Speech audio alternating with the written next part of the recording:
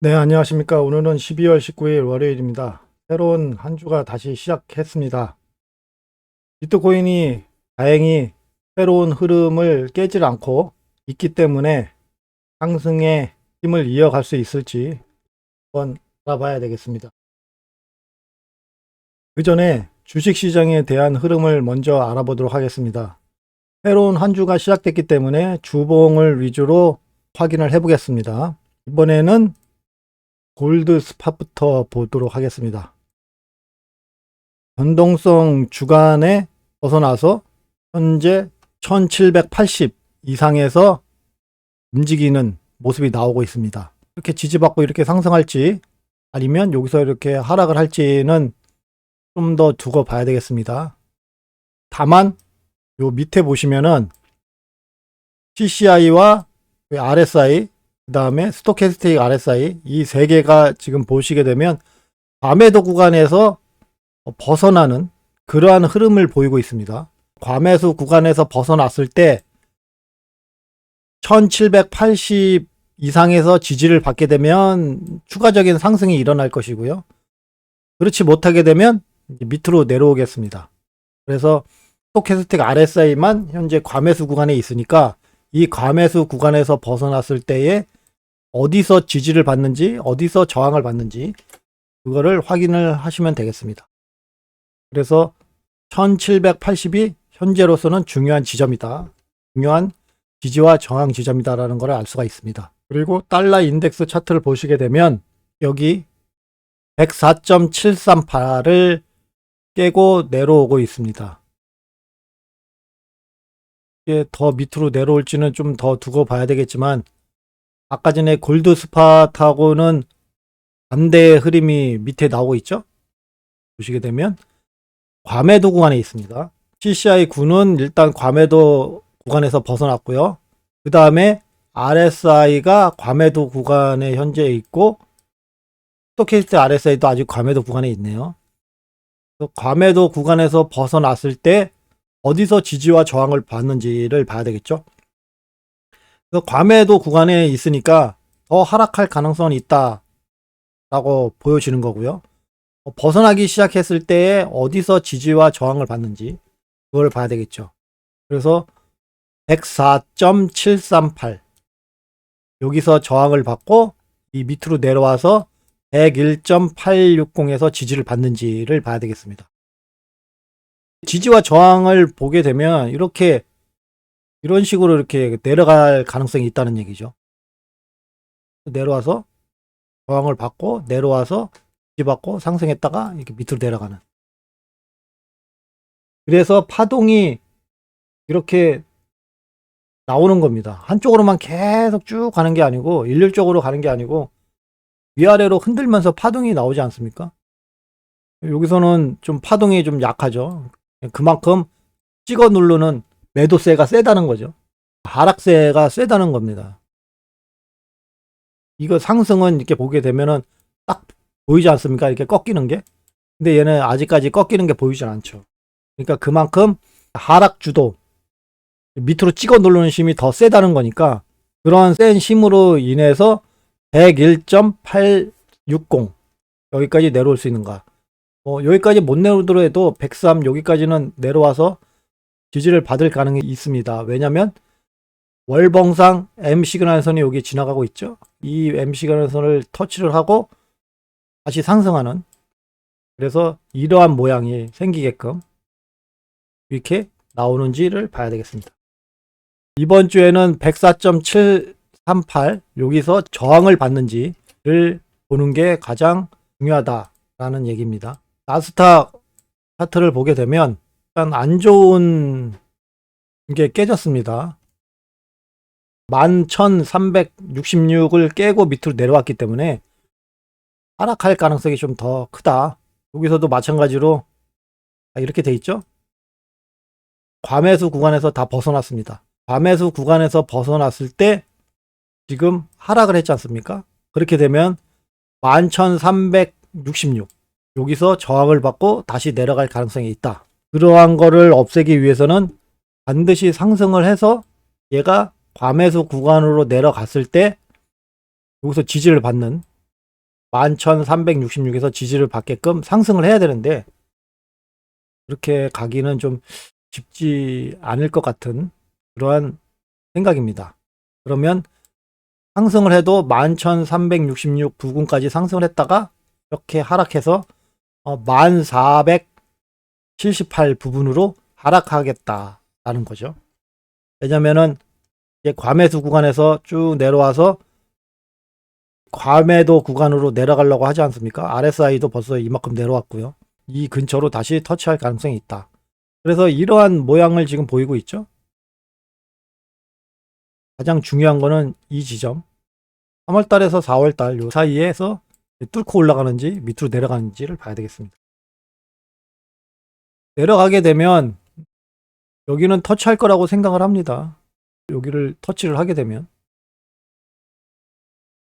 일단은 그거에 대한 대비를 해야 된다. 그래서 그거를 대비를 하기 위해서는 할 수 있는 거는 가격이 상승할 때 어떻게든지 손실을 줄이려고 하는 그러한 거래를 해야 되겠고요. 어차피 많이 가격이 하락했기 때문에 반등이 나와도 떨어지기 시작한 것까지 올라가는 게 쉽지는 않습니다. 그래서 거기 한 반 정도밖에 못 올라간다고 계속 말씀을 드렸죠. 하락하게 되면 알트코인이 어느 지점에서 있다가 비트코인이 하락하면서 같이 쭉 떨어지게 되면 비트코인이 떨어진 가격에서 여기까지 올라온다고 해도 알트코인은 여기까지 올라오질 않습니다. 한 반에서 3분의 2 정도까지만 올라왔다가 다시 내려갈 가능성이 커요. 그러면 언제 얘는 이렇게 떨어진 곳을 뚫고 올라갈까? 비트코인이 떨어지기 시작했던 그 밑으로 떨어져 가지고 다시 올라온 다음에 더 올라가야 된다는 거예요. 이 다음번까지 올라와야 얘는 더 많이 상승하는 겁니다. 여기를 뚫고 떨어지기 시작했던 것을 올라와서 더 올라가게 되는 거예요. 그렇기 때문에 손절을 두려워하면 안 된다라고 말씀을 드렸죠. 그래서 매도를 하셔가지고 지금 현금 확보를 하셨는지 모르겠습니다. 현금 확보를 해 놓으셨으면 뭐 가격이 떨어지면 더 살까? 이제 그런 생각을 하시겠지만 만약에 손절을 안 하고 매도를 안 하고 지금 현 상황을 보게 되면 아이고 예, 그렇게 하고 계시겠죠. 그래서 손절을 두려워하면 투자 시장에서는 살아남기 힘들다. 그래서 주식시장도 일단 상승을 해도 11,366 근처까지는 상승할 수 있고요. 그 다음에 하락세로 들어갈 가능성이 매우 크다라는 겁니다. 만약에 11,366까지 올라가지고 그러니까 사실 넘어야 될 선은 여기거든요. 11,578 위로 일단 올라와서 지지를 받아야 이 하락 추세선을 뚫고 올라갈 수가 있거든요. 하지만 11,366이 중기적인 관점에서는 이제 트레이딩 할 수 있는 지점이기 때문에 여기를 계속 말씀을 드리는 겁니다. 11,366 이상이 올라와서 지지를 받게 되면 언제 1월 2일이 포함된 주에 하락 추세선을 뛰어넘을 수 있는 그러한 힘을 발휘할 수도 있겠지만 현재 그러한 흐름이 나오기에는 너무 많이 떨어졌다. 그렇게 판단할 수 있겠습니다.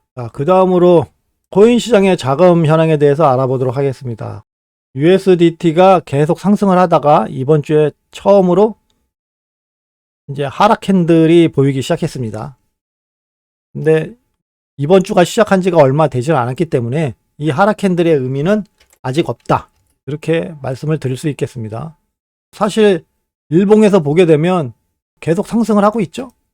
상승을 하고 있으니까 일단 66B를 돌파를 할 수 있을지를 봐야 되겠습니다. 비트코인 가격이 하락을 하는데 자금이 들어온다.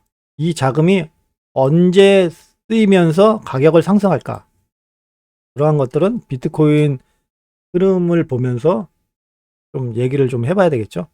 일단 자금은 계속 들어오고 있다. USDT. 그래서 코인 시장에서는 USDT로 자금이 들어오게 되면 일단 가격 방어나 가격 상승이 일어날 가능성이 높다라는 겁니다.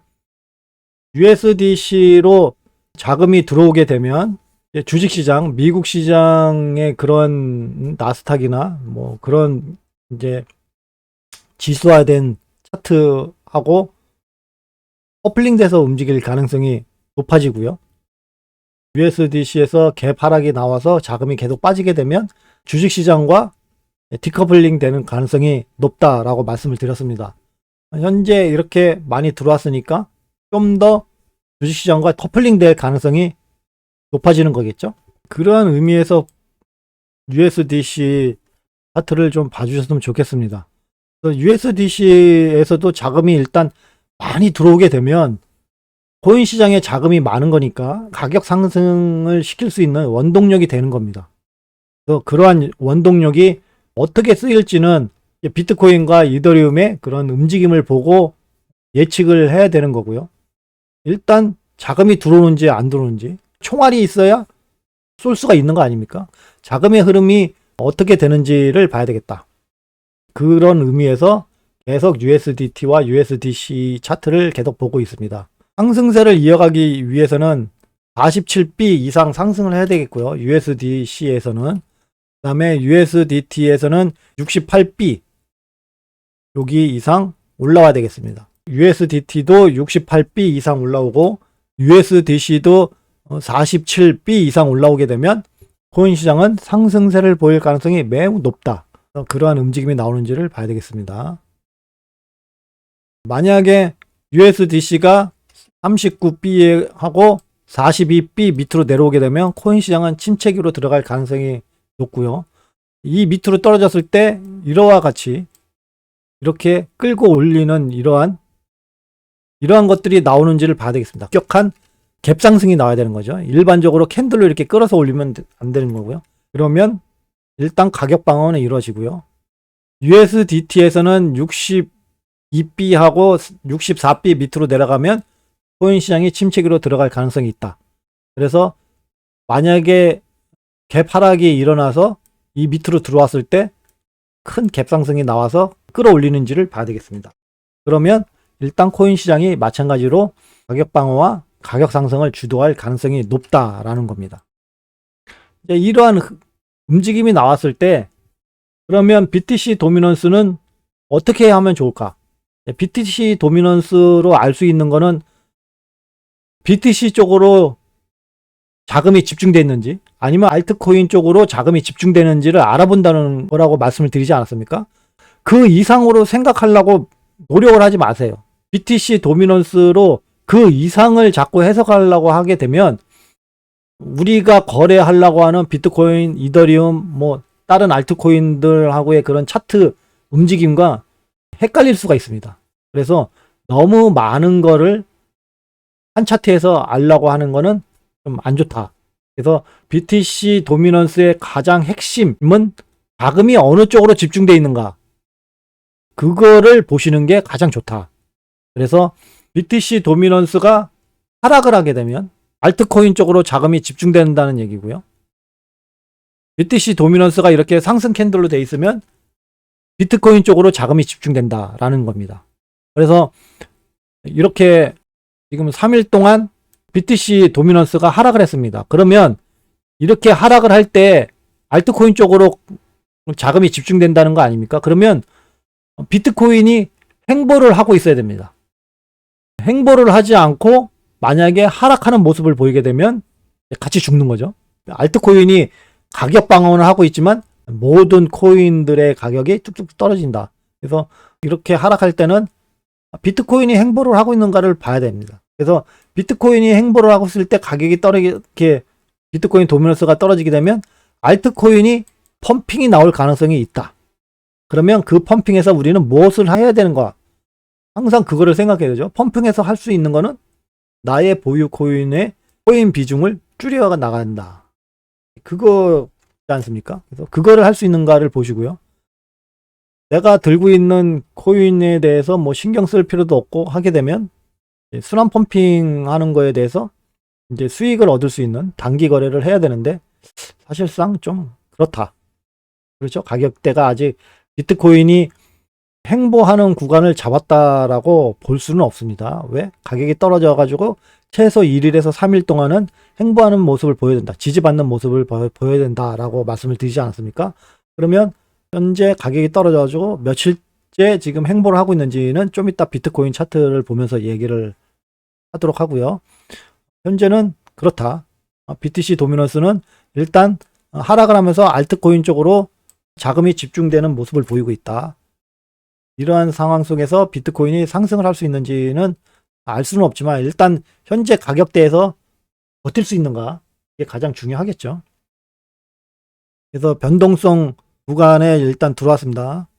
이 변동성 구간에서 이 밑으로 내려올지 상승을 할지를 봐야 되겠는데, BTC 도미넌스가 이렇게 상승한 김에 좀 더 상승을 했으면 좋겠습니다.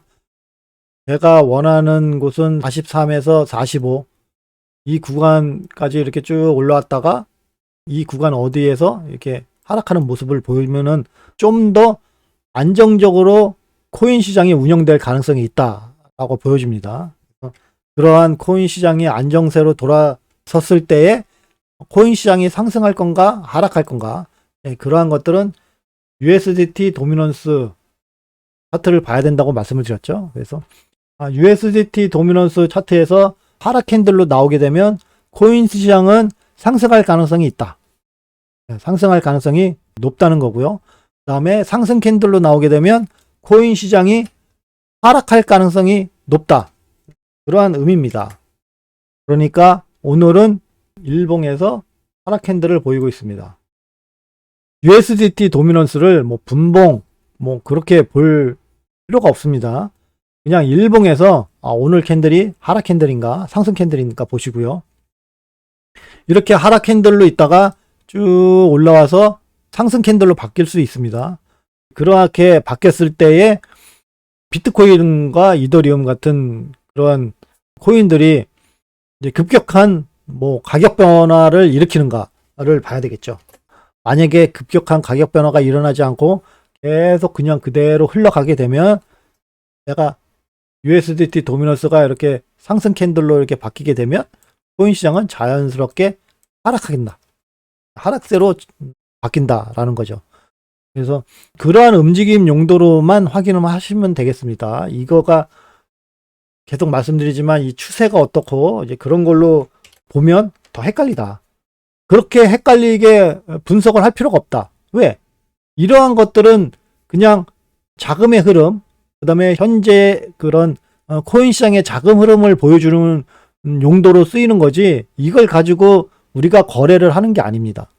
이러한 것들에 너무 신경을 써서 거래를 하시면 안 된다. 그거와 같이 나스닥 차트를 너무 의존해서 거래를 하면 안 된다라는 얘기하고 똑같은 얘기입니다.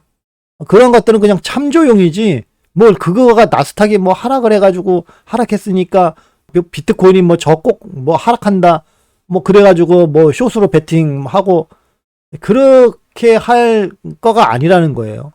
우리가 거래를 할 수 있는 거는요, 우리가 거래하려고 하는 그 코인에서의 지지와 저항 선에서 지지를 받고 있는지 저항을 받고 있는지를 보고 거기에서 거래를 하는 거지, 그러한 것들을 너무 의존해서 하게 되면 만약에 디커플링 나오게 되면 그냥 손절입니다. 그렇게 거래를 하시는 거는 안 좋다. 그냥 자금의 흐름이 현재 이렇게 되는 거구나. 그러면 자금의 흐름이 USDT 도미넌스가 이렇게 하락세를 잠깐 보이고 있으니까 자금의 흐름이 일단 코인 시장이 상승세로 갈 가능성이 있구나. 그러면 내가 거래하려는 그 코인에서 여기 중요한 지지와 저항선이 있다. 그러면 이게 저항을 받고 있는 건지 지지를 받고 있는지를 봐야 되겠죠. 만약에 지지를 받고 있고 현재같이 이렇게 하락 추세를 이어가고 있으면 상승할 가능성이 있다는 거고요. 만약에 그렇지 못하게 되면 이제 하락한다는 거죠. 저항을 받고 있잖아요. 만약에 저항을 받고 있는데 상승하는 흐름이 나와요. 그런데 얘는 계속 저항을 받고 있어. 그러면 얘는 올라가는데 한계가 있다는 거예요. 그러니까 올라가더라도 올라갔다 바로 떨어진다는 얘기죠. 그러한 걸로 봐야 되지, 얘가 이렇게 무조건 이제 하락 캔들로 나와서 비트코인이 상승한다. 이거 똑같은 거죠. 나스닥도 마찬가지예요. 나스닥은 이제 상승으로 나와야 비트코인이 상승한다고 보고 하는 건데, 나스닥이 상승한다고 이렇게 나와요. 상승 캔들로 돼 있어요. 상승 캔들로 돼 있는데 내가 거래하려고 하는 그런 코인의 지지와 저항선에서 얘가 저항을 받고 있어. 그러면 얘는 상승해? 그러면 롱으로 여기다 베팅을 하게 되면 올라갔다가 그냥 바로 떨어진다는 얘기예요. 올라가지 못한다는 거죠. 저항을 계속 받고 있는데 어떻게 올라갑니까? 그래서 그러한 걸로 치우쳐서 보게 되면 헷갈리다. 제가 말씀드리는 그러한 지지와 저항선에서의 움직임, 그거를 확인하려고 많이 노력을 해야 되겠고요. 내가 만들었던 그 지지와 저항선에서 얘가 지지를 받고 있는지 저항을 받고 있는지, 그러한 것들을 일단 확인하기 위한 노력이 반드시 필요하다, 그겁니다. 그래서 자금의 현황은 일단 이렇다 라고 말씀을 드렸습니다. 일단 계속 꾸준히 들어오고 있고, 이게 유지가 된다면 상승할 가능성은 있다, 그 얘기죠. 그런데 USDT 도미넌스가 일단 아무리 그래도 제가 항상 말씀드렸던 7.86 밑으로 내려와야 우리한테 좀 이렇게 와닿지 않을까, 그렇게 생각을 합니다. 많이 상승해 있기 때문에 좀 위험하죠. 하루하루의 움직임을 USDT 도미노스로 확인하시면 된다라는 겁니다. 이더리움의 움직임을 한번 보겠습니다. 이더리움 BTC 차트고요. 이더리움 BTC 차트가 여기 0.072 밑으로 하락을 했습니다. 이 밑으로 하락하게 되면 단기 하락세로 접어든다라고 말씀을 드렸습니다. 단기 하락세로 접어들었지만 일단 상승의 힘은 가지고 있다. 그래서 상승의 힘을 잃어버리는 거는 0.057 여기라고 말씀드렸습니다. 그래서 얘가 밑으로 떨어져 가지고 0.057 밑으로 딱 떨어지게 되면 급락이 나오면서 저 밑으로 하락할 가능성이 있다라는 겁니다. 그렇지 않게 되면 근데 단기 하락세는 보이지만 비트코인이 조금만 지금 현재 위치에서 며칠 더 행보를 한다던가 아니면 조금만 상승을 한다던가 하게 되면 상승할 가능성이 있습니다. 그러한 위치에 있습니다. 이더리움 USDT 차트를 보게 되면 여기 924에서 1196 터치를 했습니다.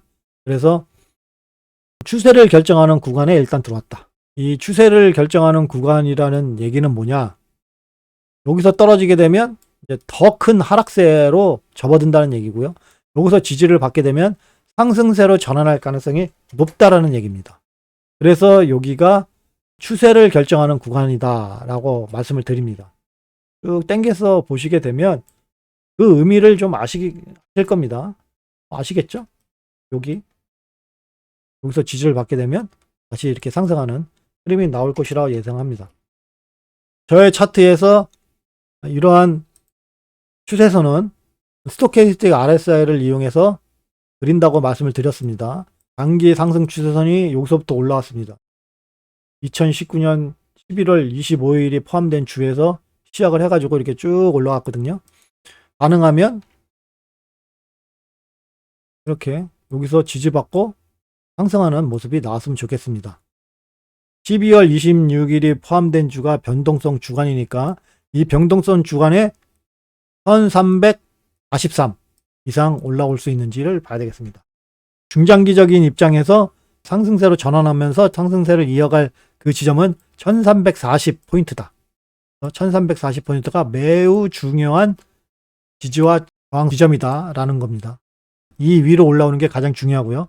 만약에 못 올라오고 여기 장기 상승 추세선을 깨고 밑으로 이렇게 쭉 내려오게 되면 여기를 터치할 가능성이 있다. 924를 터치를 하고 상승하는지를 봐야 되겠습니다. 다만 얘가 상승을 할까 하락을 할까라는 거를 볼 때 기본적으로 MS 시그널 선이 여기 지나가고 있지 않습니까? MS 시그널 지표죠. 그러니까 MS 시그널 선이 여기 지나가고 있으니까 이 밑에 있으면 뭐다? 하락세에 있다는 얘기 아닙니까? 그리고 MS 시그널 선 위에 있으면 상승세에 있다는 얘기입니다. 그러면 현재 하락세에 있죠. 하락세에 있는데 이거 약간 모양이 이렇게 되네. 줄어들고 있죠. 모양이 여기를 올라올 수 있는지를 봐야 되는데 밑에 보시게 되면 일단 스토캐스틱 RSI가 상승으로 바뀌었습니다. 상승세로 와서 가운데 포인트, 가운데 지점을 뚫고 올라갈 수 있는지 현재 0포인트 밑에 있기 때문에 매도세가 세다는 얘기고요. 하락세가 세다는 얘기고 0포인트 이상 올라와야 매수세, 상승 강도가 세다는 얘기거든요. 그래서 일단 하락세가 센 위치에 있으니까 그래도 일단은 벗어나서 상승하고 있으니까요. 여기 지금 당장은 1196 이상 상승해서 지지를 받는지를 봐야 되겠습니다. 현재 입장에서는 여기가 가장 중요하고 중장기적인 입장에서는 1340포인트까지 올라야 된다. 이 얘기입니다. 그때 올라왔으면 좋았을 건데 못 올라왔네요. 주봉상 새로운 지지와 저항선 RSI 이제 20포인트가 여기 지나가고 있네요. 새롭게 지나간 게 아니고 이제 몇 주 됐네요. 이게 꽤 오래됐네. 이거 몇 달이 됐네. 몇 달 동안 이렇게 지지와 저항선이 생겼었네요. 아무리 그래도 여기서 사기는 쉽지 않죠. 396 이상 상승해서 지지를 받게 되면 일단 매수할 가능성이 있다. 왜냐? 단기적인 HA 로선이 여기 지나가고 있기 때문에 일봉상은 단기 아닙니까? 그래서 단기적으로 상승해서 지지를 받게 되면 단기적으로 매수가 가능하다. 그러면 여기 매수했을 때 여기 추세 기반 피보나치 확장에 표시되어 있는 1233포인트와 1274포인트 여기서 1차 매도를 하시면 되겠습니다. 항상 1차 매도는 있어야 된다고 말씀드렸습니다. 매수할 때 그 다음에 매도하는 지점, 그 다음에 손절 지점. 손절 지점은 뭐 당연히 여기겠죠. 떨어지게 되면 또 손절을 해야 된다. 중장기적으로 끌고 가려고 할 때는 뭐 손절 지점이 아닐 수가 있습니다. 손절 지점보다 뭐 다시 추가 매수 지점 뭐 그게 될 수가 있겠지만 가능하면 손절 지점은 있어야 된다라고 말씀드렸습니다. 여기서 손절을 딱 했는데 가격이 쭉 떨어졌어. 그러면 여기서 매도한 거 저 밑에서 살 수 있으니까 그런 의미에서 손절 지점이 필요한 거고요. 그러니까 손절 지점이 어떻게 보면 매도를 하고 그 매도한 자금을 가지고 저 밑에서 매수하는 그러한 것으로 활용이 되는 거니까요. 생각을 어떻게 하시냐에 따라서 틀린 겁니다. 나는 손절이야. 손해봤어. 그렇게 생각하실 수 있고요. 이제 생각을 어떻게 하느냐에 따라서 내가 손절을 받으래도 거래가 마음 편하게 할 수 있는 게 있고요. 내가 수익을 보고 있더라도 마음이 불편하면 그냥 불편한 겁니다. 그래서 어떻게든지 나의 마음을, 나의 심리를 좀 안정화시킬 수 있는 생각으로 전환을 해서 생각을 하셔야 되겠습니다. 좀 더 올라와야 된다. 그 얘기입니다. 상승할 신문이 있겠지만 이더리움이 상승할 신문이 있지만 일단 1196 이상 올라와서 지지받는 모습을 보여야 추가적인 매수를 해서 상승세에서 매도할 가능성이 있지만 현재는 그럴 위치가 아니다. 가격이 떨어졌고요. 이거 하락한 거 아닙니까? 여기를 기준으로 해서 가격이 떨어졌어요. 그러면 얘는 지지를 받은 거예요? 저항을 받은 거예요? 아니죠. 그냥 하락한 겁니다. 얘는 그냥 하락한 거고요. 얘는 지금 상승했습니다. 터치는 안 했지만 일단 상승해서 위에서 마무리가 됐어요. 그러면 이거는 저항을 받았다고 볼 수가 있는 거죠. 얘도 저항을 받을 수 있는 거고요. 얘도 오늘 요 밑에 있으면 저항을 받는 겁니다. 그러면 하루, 이틀, 3일. 그러면 오늘 캔들이 끝나고 내일부터 거래가 가능한지 아닌지를 봐서 거래를 하시면 되겠습니다. 거래를 하려면 당연히 이 위에 올라야 되겠죠. 오늘 캔들이 쭉 상승해서 이 위에서 마감이 돼야 되겠죠. 그러면 여기서 매수할 가능성이 있다. 그겁니다. 매수할 가능성이 있는 지점은 이 위에서는 스토캐스트 RSI가 가능하면 과매도 구간에서 벗어나면 좋겠고요. 과매도 구간에서 벗어나지 않게 되면 추가적인 하락이 나올 수가 있습니다. 그러면 분할해서 매수할 생각을 하셔야 되는 거고요. 여기서만 몰빵해 하셔가지고 올라가는 척 했다가 이렇게 쭉 떨어지게 되면 손해니까 이럴 때는 분할해서 보시면 되는 거고요. 얘가 스토캐스트 RSI가 올라와서 과매도 구간에서 벗어났는데 얘 요 위에 있다. 그러면 여기서 매수하려는 만큼을 몰빵을 해도 된다. 몰빵한다고 그래가지고 모든 나의 총 시드를 여기다 다 집어넣는다는 게 아니고요. 내가 이더리움에다가 투자하려고 하는 금액 있지 않습니까? 뭐 그게 뭐 100만 원이 됐던 200만 원이 됐던 뭐 1000만 원이 됐던 나는 이더리움에 요 정도까지는 집어넣을 수 있어 하는 지점을 여기다 다 집어넣을 수가 있다는 얘기예요. 그러면 상승을 할 가능성이 있다. 그러한 의미에서 봐야 된다. 그렇지 않게 되면 분할해서 해야 되는 거고요.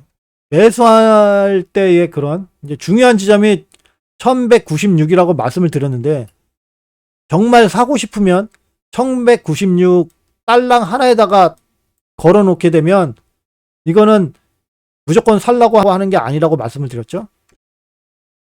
정말 사고 싶다면 내가 거래하는 거래 차트를 보시고 그 거래 차트에서의 지지와 저항을 보셔서 최소 3군데를 걸어놔야 된다라는 겁니다. 저는 주로 1시간 봉 차트를 보기 때문에 만약에 여기 1196에서 매수를 하게 된다 그러면 1196과 여기 지점과 여기 지점 이렇게 3개 아니면 여기하고 여기가 가까우니까 여기나 여기 중에 하나 걸고 요 밑에다 하나 걸고 왜냐면 여기 마이너스 100 지표가 지나가고 있으니까 여기 이 중에서 하나 여기 하나 이렇게 걸어 놓을 것 같습니다. 무조건 사야 된다고 할 때는 그렇게 걸어 놔야 됩니다. 그렇지 않고 사도 그만 안 사도 그만 할 때는 그냥 한 선에다가 한 지점에다 그냥 딱 걸어 놓으셔도 됩니다. 그러면 사지면 좋고 안 사지면 말고 그렇게 되는 거죠. 일단은 12월 29일이 변동성 기간이니까 그때까지 여기서 이렇게 지지를 받고 이렇게 쭉 이렇게 올라오는 모습을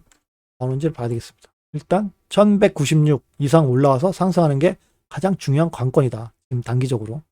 지금 당장 봤을 때. 그 다음에 좀 긴 관점으로 봤을 때는 1340포인트까지 올라와야 된다라는 겁니다. 비트코인에 대해서 알아보도록 하겠습니다. 자, 가격이 하락을 해서 한 주, 두 주, 네 주, 5주, 지금 6주째 여기를 못 넘어가고 있네요. 여기가 17.1K입니다. 17.1K를 못 뚫고 일단 하락을 하고 있습니다. 이렇게 움직여서 현재 여기 돼 있지만 자, 이게 상승할까 하락할까 딱 보게 되면 사실상 몰라요. 이렇게 보고 얘가 상승할까요 하락할까요 그러면은 어떻게 합니까? 그래서 그거를 모르니까 여러 가지를 화면에 표시를 해 놔야 됩니다. 그래서 우리가 보는 거 여기 하이키나시 몸통 캔들 여기 있지 않습니까? 몸통 캔들이 하락으로 돼 있네. 그러면 하락할 가능성이 더 높다. 라고 첫 번째 이제 판단이 되는 거 아닙니까? 지금 하락을 보이고 있으니까. 하이키나시 몸통 캔들은 파란색이 하락이고 이 빨간색이 상승이고 MS 시그널 지표는 이제 반대고요. 같이 거의 붙어 있기 때문에 색깔을 반대로 해놨습니다. 그래서 빨간색이 하락이고 이제 상승이 파란색이고 그렇습니다. 이렇게 상승이 파란색이고 하이키나시는 그 반대로 돼 있고요. 하락할 가능성이 있다. 하이키나시 몸통 캔들로 봤을 땐 하락세에 있다 라고 판단이 되고요. 그 두 번째로는 RSI하고 스토캐스틱 RSI가 일단 하락 지점이 있네요. 그렇죠? 하락세를 보이는 구간에 있습니다. 현재 이 HA 이 지표는 3개의 지표가 합쳐져 있기 때문에 제가 여기 가운데를 0으로 맞춰놨습니다. 그래서 스토캐스틱 RSI하고 그냥 RSI가 원래는 여기가 50지점입니다. 이제 CCI는 여기가 0지점 맞고요. 0지점으로 만들어 놓은 겁니다. 50지점 밑으로 지금 떨어져 가지고 멀지 않아 RSI가 과매도 구간으로 다시 들어갈 가능성이 있다라는 거죠. 여기서도 과매도 구간이 있었는데 여기서도 좀 있으면 과매도 구간으로 들어갈 것 같다. 하락을 했는데 근데 과매도 구간이 그러면은 얘는 여기 있었는데 얘는 과매도 구간이 올라갔네. 이 뭐야 이거 상승이야? 그리고 스토캐스틱 RSI가 일단 과매도 구간에서 벗어나면서 가운데 0지점으로 올라왔어요. 그러면 횡보할 가능성이 있다 라는 거죠. 0지점이 일단 상승세와 하락세의 중간 지점. 그러니까 어떻게 보면 횡보 구간이 되겠죠. 그래서 이 횡보 구간에서 이제 상승을 해서 위로 올라오게 되면 이제 상승 강도가 세지기 시작하면서 상승세를 이어갈 가능성이 있다. 그러면 그 상승 강도가 세질 때에 진짜 가격이 어디에서 지지와 저항을 받는가를 봐야 되겠죠. 상승 강도가 이렇게 세질 때 17.1K 이상 올라와서 여기가 17.1K니까 올라와서 지지를 받는가를 봐야 되겠죠. 그렇지 않게 되면 추가적인 하락이 있을 가능성이 더 크고요. 보통 주봉에서의 그런 상승세로 전환하기 위해서는 여기 17,880까지 올라와서 지지를 받아야 중장기적인 입장에서 상승세로 전환할 가능성이 있다. 그렇지 않게 되면 어차피 하락이다. 그러니까 이 구간 17.1K 이상 올라오고 17,880에서 지지를 받고 급등을 해가지고 이 하락 추세선을 뚫고 넘어가야 된다. 네, 그겁니다. 전체적인 흐름이 그렇게 돼 있죠. 이제 단지 RSI가 과매도 구간으로 들어갔을 때 반드시 이 지점에서 버텨야 된다는 얘기입니다. 현재 주봉에서는 이 위치가 지지와 저항선이 아무것도 없죠. 그래서 더 이상 확인할 수 있는 방법은 없지만 주봉에서의 중요한 지점은 그래서 이 구간 17.1K에서 17,880 이 구간이 중요한 저항 구간이 된 거죠. 지지 구간은 15,916이 지지 구간이 됐다. 주봉에서는 그렇게 크게 볼 수가 있는 거고요. 이제 그거를 일봉에서 보게 되면 좀 더 세분화해서 볼 수가 있죠. 아까 전에 여기 검정선 17.1K라고 말씀드렸죠. 그래서 17,115 여기에 단기 급등선 HA 하이선이 지나가고 있습니다. 그렇기 때문에 현재 16,590 여기를 지금 터치하고 이렇게 지지를 받고 있는 거 아닙니까? 여기서 올라와 가지고 17,115 요 근처에서 지지를 딱 받고 이렇게 상승하는지를 봐야 되겠습니다. 그래서 급등선을 타게 되면 상승세를 이어갈 가능성이 있다. 단기 상승세지만 상승세를 이어갈 수 있다. 그래서 그 단기 상승세가 진짜 이제 중장기적인 상승세로 넘어가기 위해서는 주봉에서의 여기 있네. HA 하이선이 주봉에서는 59,370에 있습니다. 아직까지. 그 얘기는 뭐냐? 많이 못 흔들었다는 얘기예요. 많이 흔들어서 RSI가 과매수 구간으로 들어갔다가 과매수 구간에서 벗어나면서 하이킨 IC의 그런 캔들의 움직임과 조합을 해서 그게 맞게 되면 그때 하락을 하게 되는데 아직 그런 흐름이 없다는 얘기예요. 여기까지 올라오니까 중장기적으로는 아직 상승할 가능성은 없네요. 일단 중장기적으로는 좀 그래도 단기적으로는 상승세로 좀 갑시다. 자, 여기서 지지를 받고 이 위로 올라와서 지지를 받고 그러게 현재 이번 주에 가장 큰 관건이다. 하락을 했죠? 지지를 받았죠? 지지를 받았죠? 지지를 받을까요, 오늘? 지지를 받으면 내일부터 거래가 가능하다. 그러면 내일부터 거래를 가능할 때 얘가 떨어졌다가 쭉 이렇게 올라왔다가 이렇게 해서 이렇게 올라가면 우리는 여기서 사면 된다. 그거 아닙니까? 만약에 거기까지 떨어지지 않게 되면 이전에 있었던 지지와 저항선이 여기 있습니다. 요거를 좀 삭제를 했거든요. 여기가 16,740.64 이 구간에서 지지를 받고 상승하는지를 보면 되겠습니다. 12월 24일까지 변동성 기간이라고 그랬죠. 지지를 받고 상승하는지를 봐야 되겠습니다. 가장 중요한 게 16,428 여기를 깨지 않게 되면 새로운 흐름 11월 27일부터 흐름이 바뀌었던 이 흐름을 계속 유지할 가능성이 있다. 새로운 흐름이 유지가 되면 어차피 하락 흐름에서 이제 행보 흐름으로 바뀐 거니까 그 행보 흐름에 지금 바닥에 있는 거 아닙니까? 행보라고 하면 이게 바닥 지점과 고점 지점이 있을 거 아닙니까? 그러면 지금 행보 구간으로 바로 올라왔으니까 바닥 구간에 있는 거예요. 이제 고점에 해당되는 구간까지는 이렇게 움직여야 될 거 아닙니까? 그래야 이게 행보하는 거 아닙니까? 거기까지가 어딘지를 봐야 된다. 앞으로. 그러면 얘는 현재 위치에서 어디냐? 여기에 있네요. 여기에 뭐가 있냐? 플러스 100 지점이 있습니다. 플러스 100 지점이 38,324 여기에 있네요. 엄청나게 멀죠? 근데 당연히 가격이 상승하면서 위아래로 흔들게 되면 저 플러스 100 지점도 어느 밑으로 떨어질 겁니다.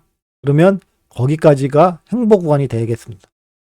네, 현재 지금 당적으로 봤을 때는 38,038K가 이제 행보 구간에 현재 돼 있다. 현재는 행보 구간이 38K지만 멀지 않아 이제 바뀌겠죠. 하여튼 현재는 그렇다. 그러한 흐름을 깨기 위해서는 반드시 이 하락 추세선을 넘어서야 된다. 가능하면 1월 10일 날 그래서 이렇게 뚫고 올라가는 그런 흐름이 나왔으면 좋겠습니다. 1월 10일 날 여기를 뚫고 올라야 좋은 게 뭐냐면 여기 하락 추세선이 여기 또 있어요. 이 색깔, 이 연두색으로 표시되어 있는 이 색깔은 뭐냐면 스토캐스틱 RSI의 이 저가 지점 있지 않습니까? 가장 낮은 지점을 연결한 선이에요. 그래서 현재는 RSI의 저가 밑에 있다는 얘기죠. 이 고가로 연결되는 게 이 선이고요. 이거는 전부 다 주봉에서 그린 겁니다. 주봉에서의 이런 고가를 뚫고 올라와야 상승하는 거 아닙니까? 고가를 못 뚫고 올라오는데 상승을 한다? 좀 이상하죠? 그래서 여기를 뚫고 올라야 된다. 여기가 중요하다. 여기가 중요하니까 17,880 이상 상승을 하고 18,365 이상 올라와서 지지를 받게 되면 추가적인 상승이 나올 가능성이 있다. 그 추가적인 상승은 여기 T2, T3라고 만들어 놨지만 19.1K와 20K 여기까지 상승할 가능성이 있다라는 겁니다. 그래서 반드시 이번 주에 17,115 이상 올라와서 지지를 받아야 된다. 단기적으로 가장 빨리 나와야 될 곳이 여기고요. 그 다음으로 지지를 받아야 될 거는 17,880이다. 이렇게 해석을 할 수 있겠습니다. 그리고 16,428 밑으로 떨어지게 되면 꽝이다. 우리는 하락에 대해서 대비를 해야 된다. 그렇게 하락을 하게 되면 무기한 선물 차트에서 보여드리겠지만 14.8K를 터치할 가능성이 있다. 바이낸스 무기한 선물 차트 1시간봉 차트를 좀 보겠습니다. 자, 1시간봉 차트를 보게 되면 딱 보이는 게 있네요. 바로 볼린저 밴드가 엄청나게 수축을 하고 있습니다. 이만큼 행보를 했더니 많이 수축을 하겠네요. 그러면 멀지 않아 변동성이 일어날 것이다. 볼린저 밴드를 보는 가장 큰 의미는 뭐냐? 얘가 수축을 하고 있느냐 확장을 하고 있느냐, 이제 그거를 보면 된다고 그랬죠. 지금 수축을 하고 있으니까 멀지 않아 변동성이 일어난다. 그러면 그 변동성에서 나는 이거는 무기한 선물 차트니까 롱을 잡을 것인가 숏을 잡을 것인가 거기에만 집중해서 보시면 된다. 앞으로에 나올 변동성이 있겠다. 그러면 오늘 들어와서 보니까 이제 수축하기 시작하네. 그러면 좀 더 차트를 좀 여러 번 더 봐야 되겠네. 그렇게 딱 되는 거 아닙니까? 이때만 이제 보기 시작하면 이제 변동성 나오기 시작할 거다. 이때 보시면 되겠습니다. 그래서 이 변동성 구간에서 현재 우리는 여기서 진입한 숏을 현재 진행 중입니다. 그래서 진행 중이기 때문에 현재 할 거는 없고요. 일봉에 5일선이 내려오고 있어요. 이 5일선을 딱 터치를 하게 되면 변동성이 한번 나올 겁니다. 그 변동성이 나와가지고 이 위를 한번 딱 치고 이렇게 밑으로 쭉 내려갈지 를 봐야 되겠습니다. 아니면 5일선이 이렇게 내려왔는데 변동성이 안 나오고 올라왔다가 이렇게 위에서 움직이고 얘는 이렇게 움직이고 이렇게 움직여. 타고 움직이네. 그러면은 이제 쭉 상승할 가능성이 있다. 이렇게 상승할 때 일봉상 M시그널선이 이렇게 내려오고 있지 않습니까? M시그널선이 16,984 이 근처까지 내려올 것 같네. 16,984에서 딱 터치를 해서 상승하는 모습이 보게 되면 여기서 바로 롱으로 갈아타는 게 아니고요. 17,108 위로 올라서 지지를 받는 모습을 보고 사야 되겠습니다. 만약에 16,984나 17,108 이 위에서 이렇게 행보한다고 그래가지고 미리 사시게 되면 미리 롱으로 진입하게 되면 손절할 수 있다. 롱으로 진입하는 지점이 17,180 여기고요. 그 다음에 숏으로 다시 진입할 수 있는 게 16,984 여기다. 그런데 일봉상 M시그널선이 밑으로 쭉 내려와가지고 16,984 밑으로 이렇게 내려오게 되면 이 선에서 저항을 받게 되면 여기가 숏 지점이다. 이렇게 말씀을 드리겠습니다. 그렇지 않게 되면 안 되고요. 롱은 일단 여기서 잡고 숏은 여기서 잡고 이렇게 말씀드렸습니다. 이거는 좀 약간 길게 보는 거고요. 단기적으로 봤을 때는 5일선이 이렇게 내려올 때 얘가 터치를 하고 급락을 해. 급락을 해가지고 쭉 내려가지고 이 구간으로 들어와. T1 구간이죠. T1 구간으로 들어와요. 그래서 여기서 뭐 행보를 하든지 아니면 여기를 터치를 하고 뭐 밑으로 바로 내려가든지 아니면 여기 터치를 하고 바로 올라오든지 하게 되면 이제 단기적으로 접근이 가능하다는 얘기입니다. 지금 주 포지션이 숏이긴 하지만 여기서 터치를 하게 되면 다시 상승할 가능성이 변동성이 가장 큽니다. 왜냐? 말씀드렸죠? 16,422 이 포인트는 뭐냐? 새로운 흐름. 11월 27일 날에 바뀌었던 새로운 흐름으로 바뀌게 되는 가장 중요한 지점이라고 말씀을 드렸습니다. 그래서 16,422 근처로 오게 되면 갑자기 급등하는 그런 흐름이 나올 수가 있기 때문에 숏으로 진입하기에 약간 부담스러운 지점이다, 여기가. 그래서 진짜 숏으로 진입할 수 있는 지점은 16,422에서 저항을 받을 때다. 그전에는 좀 빠르게 대응해야 되는 구간이다, 여기는. 그렇게 말씀드리겠습니다. 여기서 하락을 시작하게 되면 15,908 이 근처에서 바로 상승을 해서 16,422로 올라오면 이제 상승으로 다시 바뀔 가능성이 있지만, 만약에 그렇지 못하게 되면 여기까지 떨어질 가능성이 있다. 14,824까지 떨어질 가능성이 있다. 그러면 여기까지 떨어지게 되면 갑자기 급등 쫙 해가지고 반드시 15,908 이상으로 올라야 된다. 그렇지 않게 되면 여기서도 저항을 받다가 이렇게 내려와가지고 저 밑으로 떨어진다. 저 밑으로 떨어지게 되면 여기까지 떨어질 가능성이 있다. 13.1K와 13.7K를 구간으로 떨어질 가능성이 있다. 이렇게 되는 겁니다. 현재 할 건 아무것도 없다. 그겁니다. 여기하고 마찬가지예요. 지금 여기서 계속 행보하고 있는 거 아닙니까? 여기서 행보하고 있으니까 여기서는 할 게 없다. 왜 굳이 이렇게 힘든 데에서 별로 움직임이 나오지도 않고 중요한 지지와 저항선도 없는 이 지점에서 괜히 롱 타고 숏 타고 해가지고 마음고생 하느니 좀 기다리는 거면 어떻습니까? 좀 기다려가지고 좀 더 많은 수익을 버시면 되는 거 아닙니까? 그렇게 편하게 거래를 하십시오. 이 구간과 이 구간을 터치할 때까지 기다리라는 얘기죠. 그러한 흐름이 나오는지를 봐야 되겠습니다. 이번 주에 가장 핵심인 17,108 단기 급등선으로 상승을 할 수 있는지가 가장 중요하다. 가장 빠른 것 중에 변동성이나 그런 것 가장 빠른 것 중에 가장 중요하다는 겁니다.